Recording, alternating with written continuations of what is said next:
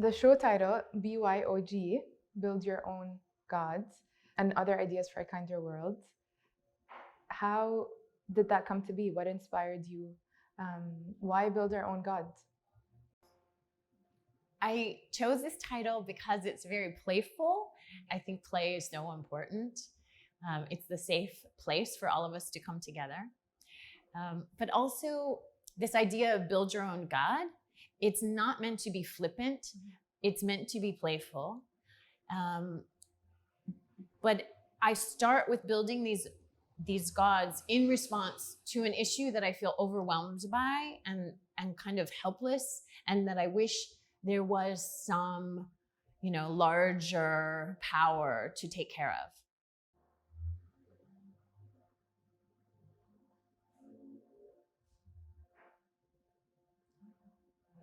It feels like the heart of your exhibit is the Koi Wolf Guardian. Can you tell us more about the inspiration behind the Koi Wolf Guardian and how they came to be? The Koi Wolf Guardian is a descendant of 3 gods or existing religions or mythologies. Anubis confers the power of watching over us humans in transition. Saint Christopher confers the power to watch over travelers.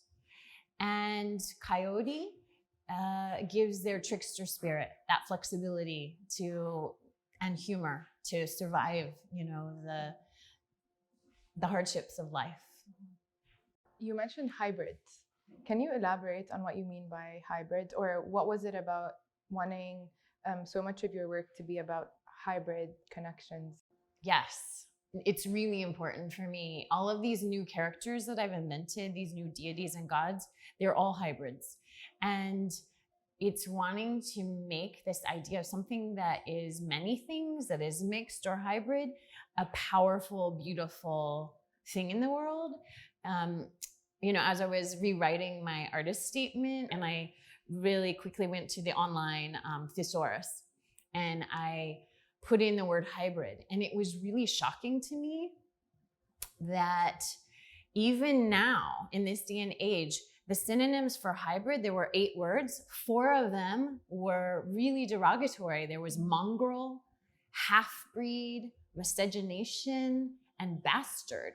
Those are the words that are there's all this judgment and morality implied onto a word that just means mixed.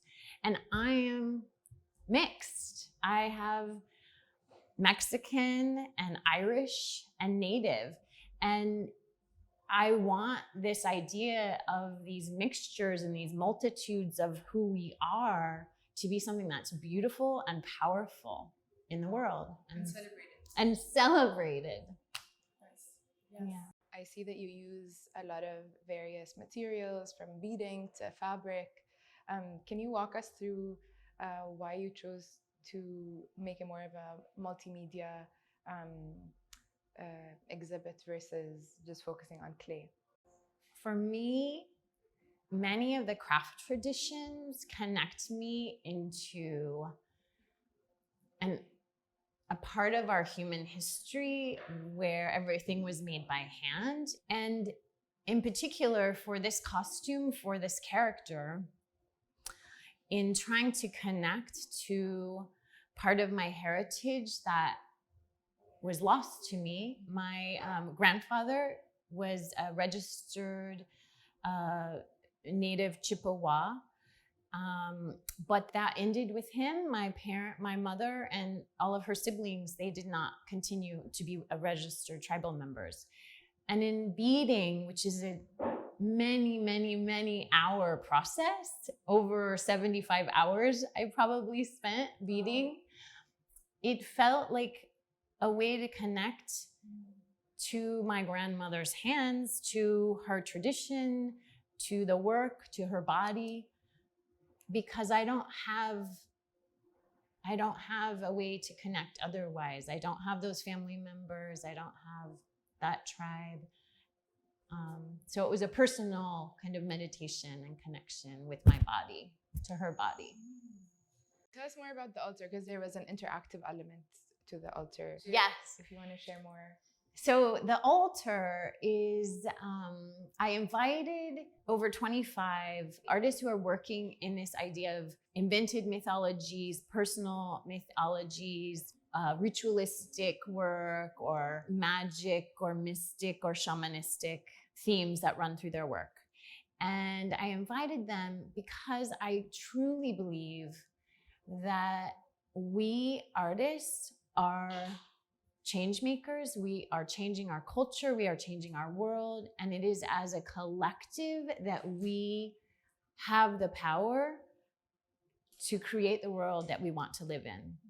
But the tagline and other ideas for a kinder world is really what it comes down to, is that there's no God or deity that's going to change our world in my belief system. It's us. Like, we have to do that work.